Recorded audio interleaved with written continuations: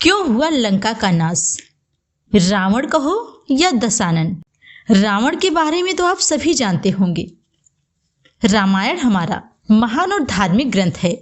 आज इस वीडियो के माध्यम से हम यह जानेंगे कि रावण की लंका स्वर्ण नगरी थी, फिर लंका का नाश क्यों हो गया। आइए इसे जानते हैं। रामायण कथा के अनुसार रावण महापंडित था। रावण को भूत, भविष्य, वर्तमान सभी का ज्ञान था। वह ज्योतिष का प्रकांड विद्वान था। यमराज, वरुण, कुबेर, शनि, सूर्य आदि देवताओं को उसने बंदी बना रखा था। रावण के पास सब कुछ था, पर सब कुछ होते हुए भी उसे राक्षस योनि से छुटकारा पाने का साधन चाहिए था।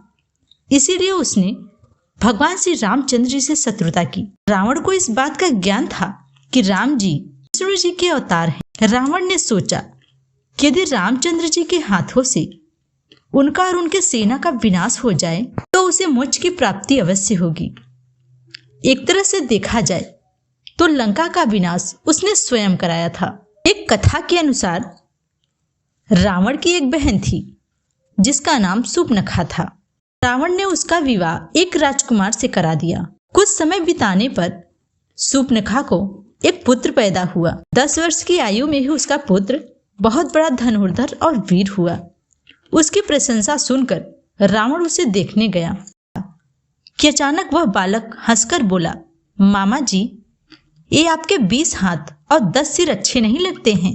कहो तो अधिक संख्या में हैं, अर्थात 18 हाथ और 9 सिर अपनी तलवार से मैं काटकर फेंक दूं क्या? अपने भांजे के मुख से ऐसा उच्चारण सुनकर रावण क्रोध से आग बबूला हो गया। उसने शूर्पणखा के पुत्र को अपनी गोद से उतार दिया और अपने घर चला गया।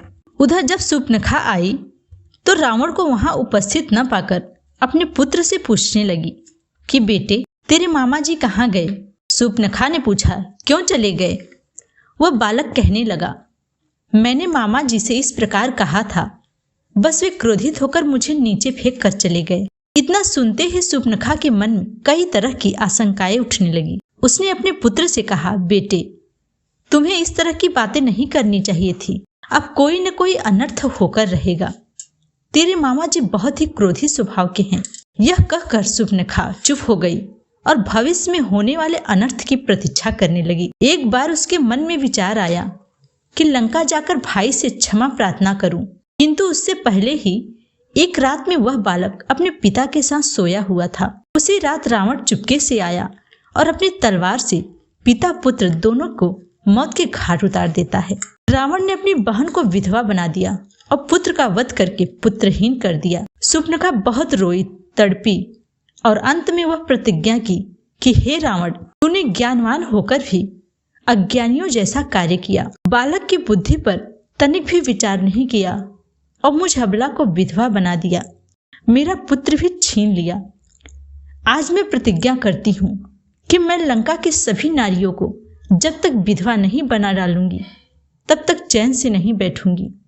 वही हुआ। शूर्पणखा की प्रतिज्ञा पूरी हुई और लंका के सभी नारियां विधवा हो गईं। लंका के सारे पुरुष श्री रामचंद्र जी के हाथों मारे गए।